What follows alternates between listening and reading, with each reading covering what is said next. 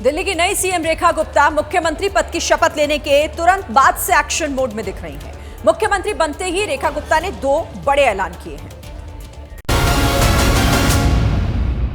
मैं रेखा गुप्ता ईश्वर की शपथ लेती हूं कि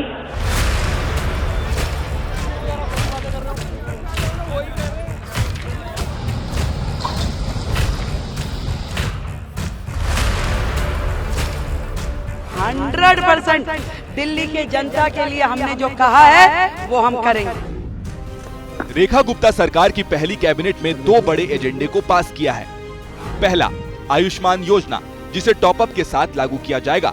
दूसरा, सीएजी रिपोर्ट विधानसभा में रखी जाएगी। 10 लाख रुपए का लाभ हमने आयुष्मान को दिल्ली को शपथ लेते ही दिया है। कैग की रिपोर्ट रखी जाएगी तो न जाने कितनों के चिट्ठे निकल के आएंगे। सीएजी की रिपोर्ट्स मैंने ही बतौर मुख्यमंत्री तब के स्पीकर रामनिवास गोयल जी को भेजी। जब वो स्पीकर के पास पहुंचती हैं, उसके बाद वो विधानसभा के अपकमिंग सत्र में टेबल हुई। आपकी सरकार में आयुष्मान योजना लागू नहीं हो पाई थी, लेकिन बीजेपी की सरकार की सबसे पहली प्राथमिकता में ये है। 1 लाख लोगों के प्रधानमंत्री जन आरोग्य योजना कार्ड बनाए जाएंगे। आयुष्मान कार्ड से पूरे देश में 5 लाख रुपए तक मुफ्त इलाज होता है, लेकिन दिल्ली में 10 लाख रुपए तक होगा। इसमें 5 लाख का हेल्थ कवरेज दिल्ली सरकार और 5 लाख केंद्र सरकार की तरफ से मिलेगा। एक परिवार के सभी सदस्य लाभ ले सकते हैं। बीजेपी सरकार के इस फैसले पर जेपी नड्डा ने अपने पोस्ट में लिखा, मोदी की गारंटी यानी हर गारंटी पूरी होने की गारंटी। आयुष्मान भारत योजना को पहली कैबिनेट बैठक में लागू करने के निर्णय के लिए दिल्ली सरकार का अभिनंदन। आपदा सरकार ने 10 वर्षों तक द्वेषवश इस जनहितैषी योजना से दिल्ली वासियों को वंचित रखा था। लेकिन सवाल है कि इस योजना को ना लागू करने के पीछे आम आदमी पार्टी की सरकार की दलीलें क्या थी।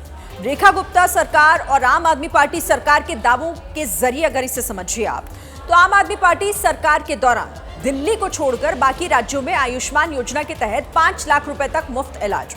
अक्टूबर 2024 को पूर्व सीएम केजरीवाल ने कहा था कि आम आदमी पार्टी सरकार में दिल्ली वालों को 1 करोड़ तक का मुफ्त इलाज होता है। अब रेखा गुप्ता सरकार कहती है कि आयुष्मान कार्ड धारकों को अब 10 लाख तक का मुफ्त इलाज की गारंटी है। जनवरी 2025 को हाईकोर्ट में आम आदमी पार्टी सरकार ने कहा कि आयुष्मान योजना इलाज के लिए प्रति परिवार 5 लाख रुपए का कवरेज प्रदान करती है, लेकिन आम आदमी पार्टी सरकार का दावा था कि दिल्ली के सरकारी हॉस्पिटल्स में इलाज में जितना खर्च आएगा उतना सरकार उठाएगी। देखिए, 24, 25 और 27 फरवरी को दिल्ली विधानसभा का पहला सत्र होगा। इस दौरान कई चीजें होने वाली हैं। सबसे पहले समझिए कि 24 फरवरी को यानी कि सत्र के पहले दिन क्या होगा।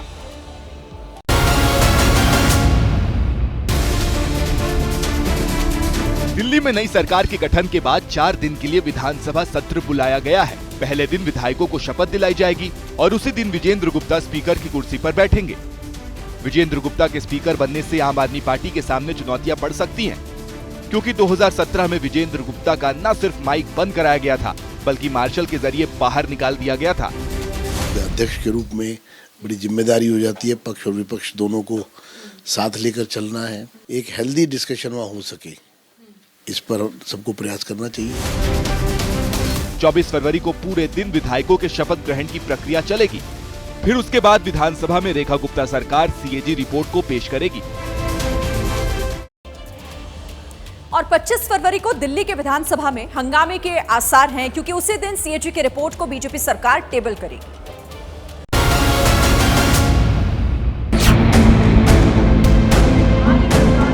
मैं गारंटी दे रहा हूं, पहले विधानसभा सत्र में ही सीएजी की रिपोर्ट सदन में रखी जाएगी।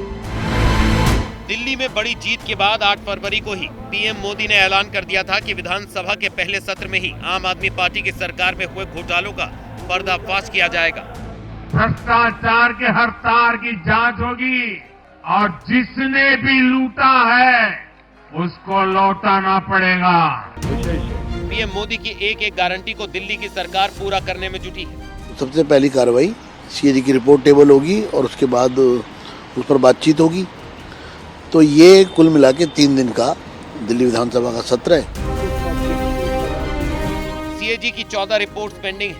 आम आदमी पार्टी की सरकार के दौरान इसे पेश नहीं किया गया था। दरअसल चुनाव के दौरान बीजेपी ने कैग रिपोर्ट का हवाला देते हुए दावा किया था कि शराब नीति घोटाले से दिल्ली को राजस्व घाटा हुआ था।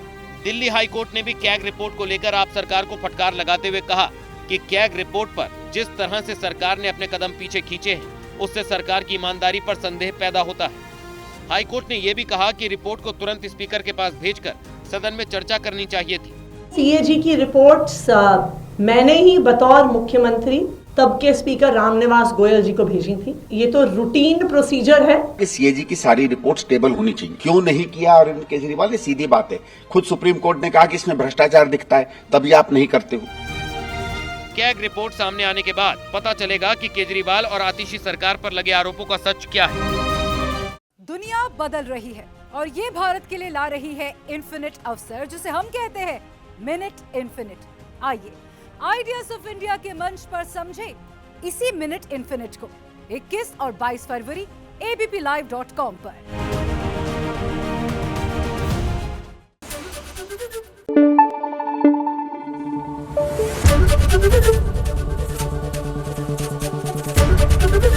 एबीपी न्यूज आपको रखे आगे।